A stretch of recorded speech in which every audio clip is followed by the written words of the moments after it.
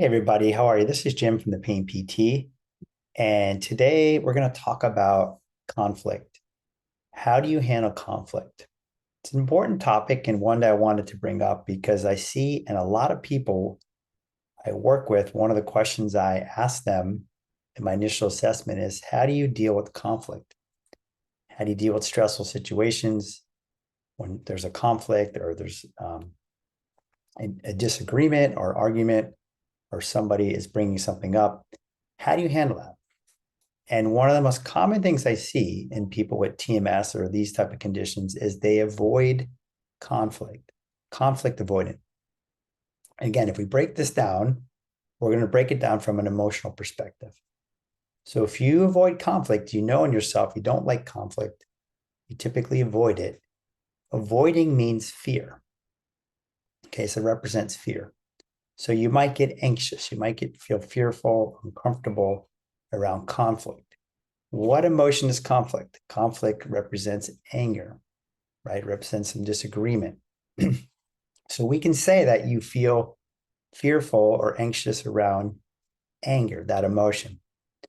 And one of the common things we see in people is that people go into the fawn response, fawn reaction, which is a people pleasing, appeasing reaction to avoid conflict, okay, to make the situation better, to calm somebody down, to avoid that type of disagreement.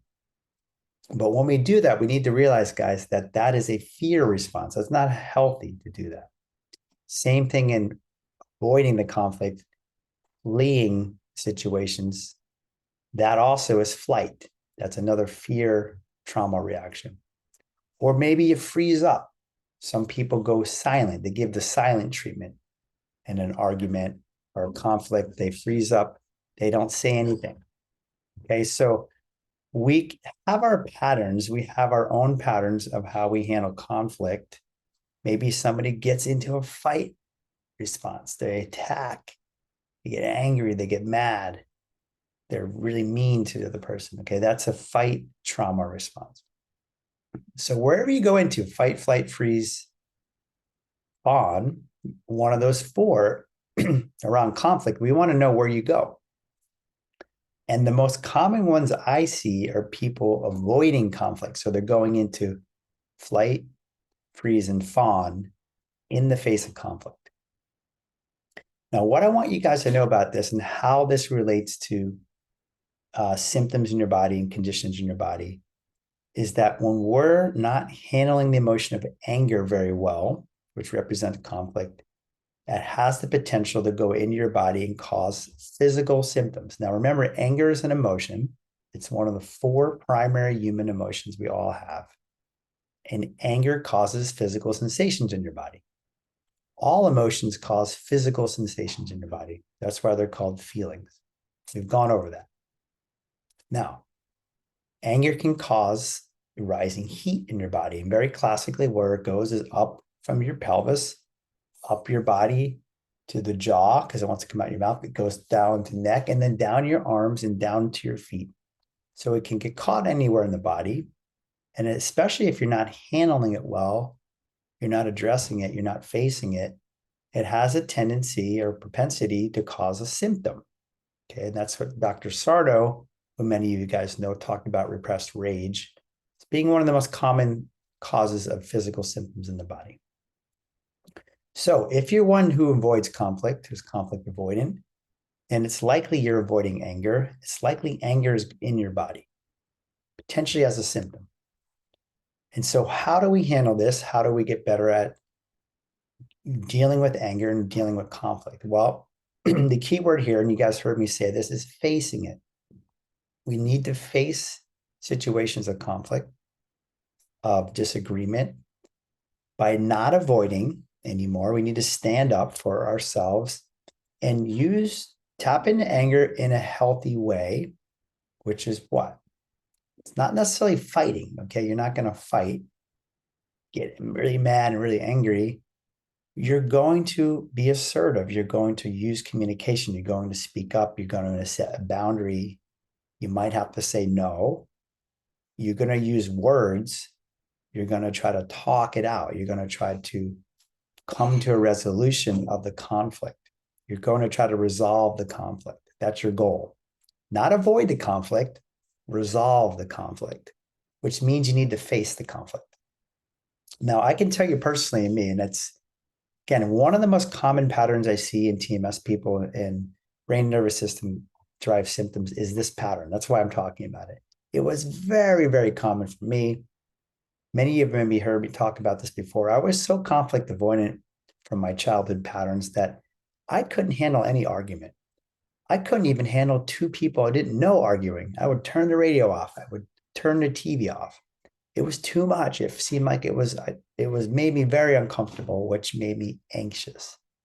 So for years and years and years, I avoided conflict like the plague. I didn't want no part of it. And my pattern was to fawn, was to people please and appease so that there would be no conflict, or it would reduce the conflict.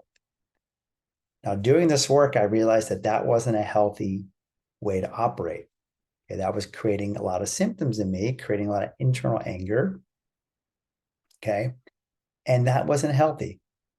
Just like somebody who goes into a strong fight reaction, that's not healthy either.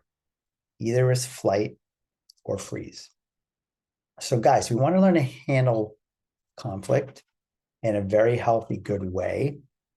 Now, there's one other thing, too, that's part of this whole thing around conflict. It's a very interesting piece because it brings in a lot of different things. Is that people who don't handle conflict well, a lot of times will blame themselves. Okay, they won't be angry at the other person for something that they're doing or something they said or something that's not right or injustice or something that's not to your liking. They will blame themselves. They'll put it on themselves. It's my fault. They'll feel guilty. Okay, that's the other thing that can happen when you don't handle conflict well. You'll think you're the one at fault. I'm the one who's not doing something right. I need to do something more. I need to apologize. I need to give in. I'm a bad person. Okay, so when we put the anger inward, when we don't express it outward through the nice, healthy communication of anger, we have a tendency to put it inward. So it's even worse. Put it on ourselves, which makes us feel worse, will give us more symptoms. So, guys, if this is a pattern you have, I want you to look out for it. Okay, I want you guys to all start to break down your avoiding conflict and not putting it into yourself, catching where you go, what's your pattern around conflict. Okay, if you need help with this, reach out. This is something I work with people a lot. I think it's really important as part of the recovery to learn how to handle this better, handle the emotion of anger better. It's one of the most common emotions that causes symptoms in the body because it's not being addressed. Again, when you avoid conflict, you're avoiding anger. It doesn't disappear, it's going somewhere. And many times it's going back into yourself and causing symptoms. Okay, guys, hope that makes sense today. Hope you learned something about conflict, disagreement, adversity, that we need to handle this better. It's part of our recovery. Okay, take care.